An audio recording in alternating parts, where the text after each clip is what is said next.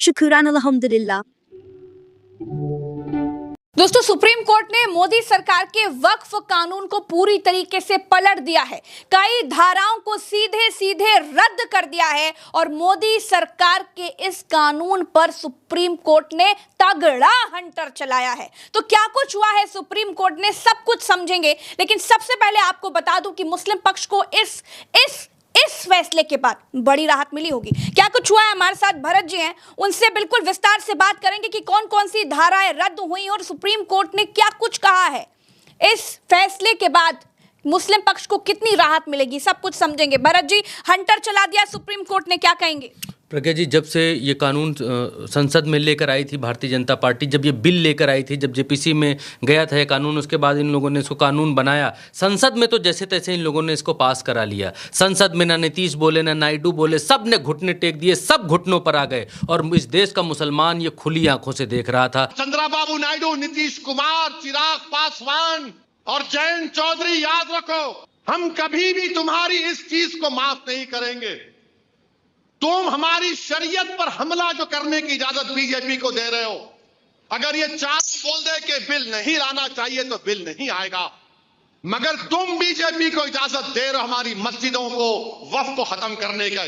Supreme court के भीतर जब वो वकील, प्रज्ञा जी, जो वकील हिंदू थे, बिना पैसे लिए मुसलमानों की इस लड़ाई को सुप्रीम कोर्ट के भीतर इस देश के हिंदुओं ने, हिंदू वकीलों ने इस लड़ाई को लड़ा है सुप्रीम कोर्ट के भीतर। और तब सुप्रीम कोर्ट के भीतर से प्रज्ञा जी फैसला आता है, कोर्ट रूम के भीतर सरकारी वकीलों के होश उड़ जाते हैं। सुप्रीम कोर्ट से वरिष्ठ वकील ने जो आपको बताया, अभी अभी आपने वो वीडियो रिकॉर्ड किया, वो वीडियो अभी हम लगाएंगे भी। क्या क्या रद्द किया है सबसे पहले मैं बता देता हूं प्रज्ञा जी। सबसे पहले धारा 3R, ये क्या कहती थी? ये कहती थी, इसमें एक शर्त थी कि व्यक्तियों को वक्फ बनाने के लिए कम से कम 5 वर्षों का इस्लाम का अनुयायी होना चाहिए। मतलब सरकार इतना ज्यादा मुसलमानों की भलाई सोचने लग गई कि सरकार ने कहा कि अगर किसी व्यक्ति को वक्फ में दान देना है तो उस व्यक्ति को मुस्लिम धर्म अपना लेने के बाद 5 साल तक मुसलमान धर्म में रहना पड़ेगा, 5 साल तक मुस्लिम धर्म को फॉलो करना पड़ेगा, प्रैक्टिस करनी पड़ेगी, उसके बाद आप किसी को वक्फ दान दे सकते हैं। यानी अगर कोई आदमी मुसलमान बनना चाहता है और अपनी जमीन दान देना चाहता है वक्फ को, तो 5 साल तक का लॉकिंग पीरियड है। ऐसे लॉकिंग पीरियड लगाया था जैसे हेल्थ इंश्योरेंस में लगाते हैं कि भाई अगर आपको डेंगू हुआ, मलेरिया हुआ, ये फलेरिया और फलाना हुआ तो 3 महीने और फिर 3 साल वाली जो गंभीर बीमारियां हैं तो लॉकिंग पीरियड है। इसमें आप जो है अस्पताल में बेड 4,000 रुपए का कमरा। इस तरह की धारा से मनमानी कैसे हो सकती थी? लॉकिंग लगा दी थी इन्होंने, लॉकिंग ये, क्योंकि भारतीय जनता पार्टी चाहे अनचाहे एक चीज का सपोर्ट करती है कि मुस्लिम धर्म में हिंदू धर्म का कन्वर्ट ना होने पाए। और जो लोग हिंदू धर्म से या किसी और धर्म से मुस्लिम धर्म में जाते हैं और अपनी संपत्तियों को वक्फ करना चाहते हैं, मान लीजिए आपके पास अपार संपत्ति है और आगे पीछे आपका नहीं है कोई, या आपकी घर में आपसे बनती नहीं है, आपने कहा कि हम वक्फ कर देंगे, दान कर देंगे, और आपने मुस्लिम धर्म अपना लिया या लोगों ने मुस्लिम धर्म आपसे अपनवा लिया, जो भी है, जो भारतीय जनता पार्टी कहती है, अब आप उनको अपनी संपत्ति जो है वक्फ करना चाहती हैं, देना चाहती हैं, तो आप नहीं दे पाएंगी या लोग नहीं दे पाएंगे। 5 साल तक पहले मुस्लिम धर्म फॉलो करिए फिर दीजिए। तो कोर्ट ने कहा ये नहीं चलेगा जी। अगर कोई भी ABCD आदमी मुस्लिम धर्म कन्वर्ट होता है, जाता है, तो वो चाहे 1 दिन का मुस्लिम हो, 2 दिन का मुस्लिम हो या 2000 साल का मुस्लिम हो, जब चाहे तब उसकी संपत्ति, उसकी चीज जब चाहे तब दे दे। तो ये दूसरी कौन सी धारा? धारा 3R, इसको रद्द कर दिया सुप्रीम कोर्ट ने। बोले रद्द, ये नहीं चलेगा, काम खत्म, हटाओ इसको। धारा 2C, ये कानून की बात कर रहा हूं प्रज्ञा जी, जिसको भारतीय जनता पार्टी ने कानून बना दिया, लागू कर दिया, उसकी बात कर रहा हूं। धारा 2C का उपबंध, जब तक नामित अधिकारी की रिपोर्ट दाखिल नहीं हो जाती संपत्ति को वक्फ संपत्ति ना माना जाए। कोर्ट ने इसके लिए इस प्रावधान को स्थगित कर दिया, रद्द कर दिया है। मसला ये कि इन लोगों ने दे दिया ये कि जैसे कोई संपत्ति है, वो संपत्ति वक्फ की संपत्ति है या नहीं, उस पर पहले कोई विवाद खड़ा कर दे। मान लीजिए आप विवाद खड़ा कर दीजिए, बोल दीजिए ये संपत्ति हमारे दादे परदादे की थी और ये वक्फ में चली गई थी, हम नहीं चाहते जी कि अब वक्फ में चली जाए, या फिर कोई विवाद कोई भी खड़ा कर दे, तो सरकार इस कानून के तहत ये था कि सरकार DM से कहेगी कि DM साहब आप जांच करिए और उस जांच की कोई समय सीमा नहीं थी। आप जब तक जांच करेंगे तब तक ये सरकारी जो जमीन है सरकार की मान ली जाएगी, ये सरकार की ही रहेगी जब तक आप जांच करेंगे। और जांच की समय सीमा क्या थी? नो समय सीमा। जब तक जांच चलेगी तब तक सरकारी रहेगी और डीएम जो कहेगा वही निर्णय मान्य होगा, न खाता न बही। डीएम जो कहे वही सही। जो जिसको बता देगा डीएम की ये फलाने की नहीं ढिमकाने की है तो ढिमकाने की। धारा को भी रद्द कर दिया गया है। सुप्रीम कोर्ट बोला नो, ये क्या है भाई? देश संविधान से चलेगा।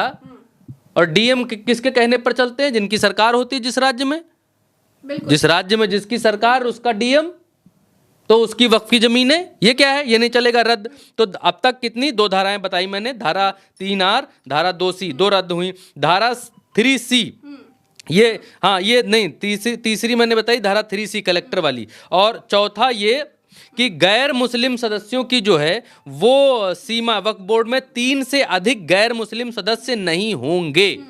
यस, ये भी क्लियर कर दिया। पहले क्या था? पहले बड़ी चालाकी से इन लोगों ने ये किया था कि जैसे 12 सदस्य हैं केंद्रीय वक्फ परिषद के भीतर, तो उसमें 12 सदस्य हैं। 12 सदस्यों में इन्होंने कहा एक तो महिला रहेंगी जी, महिला का रहना इंपॉर्टेंट है। वो हिंदू होंगी मुसलमान होंगी उसका मालूम नहीं, लेकिन उसमें जिन लोगों को इन्होंने कहा कि एक सांसद रहेगा, विधायक रहेगा, सुप्रीम कोर्ट का वकील रहेगा, एक रिटायर्ड जज रहेगा, फलाना रहेगा, ढिमकाना रहेगा, और मुस्लिम इतने रहेंगे, हिंदू इतने रहेंगे। इन्होंने जो ये विशेष सदस्य हैं इनकी संख्या नहीं बताई थी।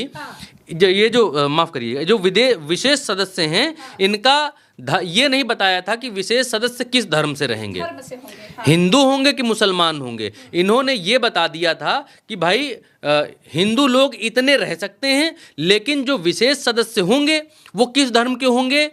विशेष सदस्यों का कोई धर्म नहीं होगा, इसमें यह कह दिया गया था। तो विशेष सदस्यों में भी तो कौन विशेष सदस्य होंगे भाई? भाजपा के ही इर्द गिर्द घूमने वाले विशेष सदस्य होंगे ना। कुल मिलाकर इस धारा से ये साफ नजर आ रहा था कि शायद कहीं ना कहीं शायद नहीं प्रज्ञा जी, कम से कम 8 से 9 लोग हिंदू सदस्य हैं। 12 लोगों की के हाथ में ये दी जा रही थी। 12 लोगों की सदस्य कमेटी में कम से कम 7 से 8 लोग ऐसे हो रहे थे जो हिंदू थे।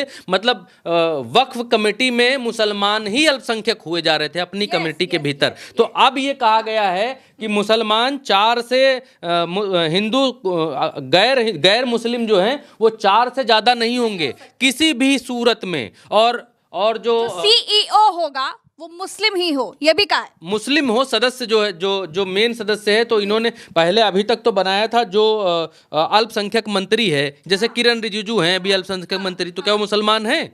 जैसे उत्तर प्रदेश में है अल्पसंख्यक मंत्री ओम प्रकाश राजभर, तो क्या वो मुसलमान हैं? तो अब सुप्रीम कोर्ट ने यह भी कह दिया है कि इसका जो मेन मुखिया मुख्तार मालिक होगा वो भी अल्पसंख्यक ही होगा। ठीक, तो ये बहुत बड़ी राहत है इस सरकार में। प्रज्ञा जी, जब से सरकार आई है तब से आई तो हिंदुत्व के नाम पर, आई हिंदुओं का भला करने के लिए, आई हिंदुत्व को आगे ले जाने के लिए, हिंदू हृदय सम्राट आए हिंदुओं के लिए, लेकिन भला मुसलमानों का हो रहा है। एक के बाद एक जो है वो मुसलमान धर्म सुधार आंदोलन चला रहे हैं, चाहे वो यूसीसी हो, बुर्का न पहनो, चाहे वो आपका 3 तलाक हो, चाहे वो वक्फ हो, चाहे वो और चीज़ें हो, सब मुसलमानों के। फिर सवाल ये भी उठते हैं कि जब हिंदू श्राइन बोर्डों में या सिख इस तरह के बोर्डों में कोई मुस्लिम शामिल नहीं होता है, तो फिर ये मुसलमानों के वक्फ में क्यों हिंदुओं को शामिल करना चाह रहे हैं? इससे किस तरह का हित होगा? ये भी एक बहुत बड़ा सवाल लोगों के जहन में था भरत जी।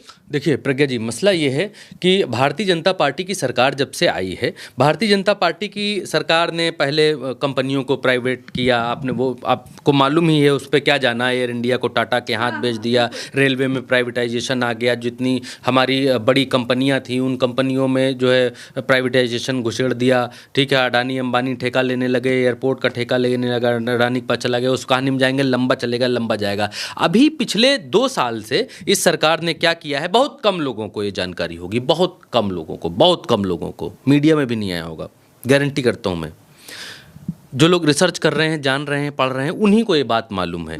भारतीय जनता पार्टी की सरकार ने अभी कुछ दिन पहले जो शत्रु संपत्तियां थीं इस देश में प्रज्ञा जी, इस देश में, बहुत बड़ी बात कह रहा हूं मैं, इस देश में जो शत्रु संपत्तियां थीं जिनका अभी तक मालिकाना हक सरकार के पास था, उन शत्रु संपत्तियों को नरेंद्र मोदी सरकार ने बेच डाला है। प्रज्ञा जी, बेच डाला है शत्रु संपत्तियों को प्राइवेट लोगों के हाथ है। जो जितना पैसा दिया बोली लगी और उन संपत्तियों को बेच डाली। अरबों खरबों की जमीन बिक चुकी है प्रज्ञा जी, आज की तारीख में बोलियां लग चुकी हैं। और शत्रु संपत्ति मतलब कि वो संपत्ति जो बंटवारे के दौरान जो लोग पाकिस्तान चले गए, जिनका बिल्कुल जिनके मालिकान दूसरे देश चले गए, उन्होंने वहां की नागरिकता ले ली, तो वो जो संपत्ति यहाँ बची वो शत्रु संपत्ति कहलाई, और उसी शत्रु संपत्ति को भी भट्टा बैठा दिया, बेच दिया। किरण रिजिजू ने संसद में प्रज्ञा जी जब ये बिल पास हो रहा था तो उस समय ही किरण रिजिजू ने बोला था कि इस संपत्ति को कैसे मोनेटाइज करना है, क्योंकि इस देश में सेना के बाद सबसे ज्यादा, रेलवे के बाद सबसे ज्यादा संपत्ति जो है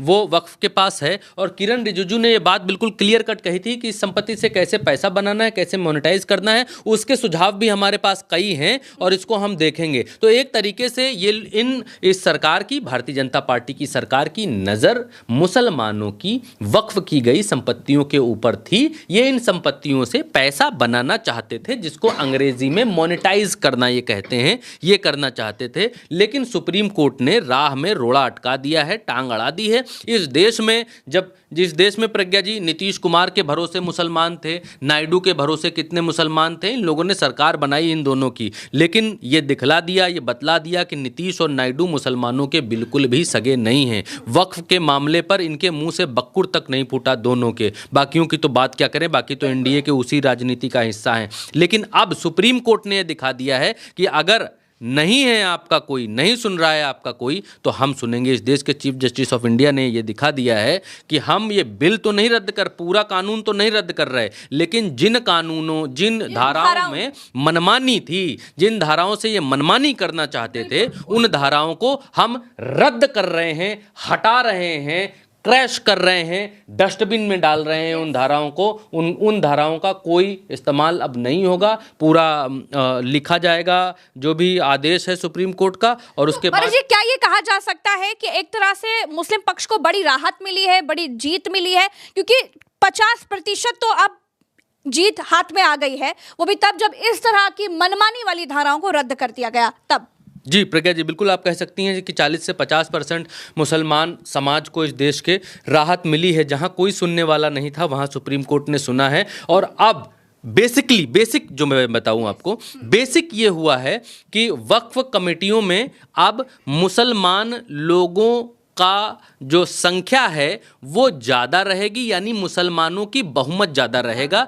जो बहुमत कहेगी कमेटी में वो चीज़ें होंगी। अभी तक हिंदुओं का बहुमत ज़्यादा हो रहा था, और अब मुसलमानों का बहुमत ज़्यादा होगा। तो जो भी निर्णय लिए जाएंगे अच्छे कामों के, ज़मीन से कुछ करने के, या टिकट लगाने के, या कुछ बनाने के, इमारत बनाने के, वो बहुमत के हिसाब से लिए जाएंगे। तो ये एक बड़ी जीत है। दूसरी बड़ी जीत ये है कि राज्य सरकारें मुसलमानों की वक्फ संपत्तियों को डीएम के जरिए, जिला कलेक्ट्रेटों के जरिए छीन सकती थी। उस छिनैती पर रोक लगा दी है सुप्रीम कोर्ट ने कि भाई ये कलेक्टर कोई नहीं होता है कि जांच करेगा, और जांच करके जब तक जांच चलेगी ये कुछ नहीं चलेगा। तो ये जो दो बड़ी चीजें हैं, ये बड़ी चीजें मानी जा रही हैं प्रज्ञा जी। तो चलिए इस कानून पे जिस तरह से रोक लगाई गई है, जिस तरह से धाराओं को रोक लिया गया है, या फिर इस पूरे कानून को पलट दिया गया, उसके बाद ये तो बिल्कुल साफ हो गया कि सुप्रीम कोर्ट ने मुस्लिम पक्ष को बड़ी राहत दी है। तो इस बड़ी खबर के साथ फिलहाल इतना ही, फिर मिलेंगे अगली कभी खबर में। अभी के लिए इतना ही। चैनल को सब्सक्राइब जरूर कीजिएगा। राम राम, दुआ सलाम, जय हिंद।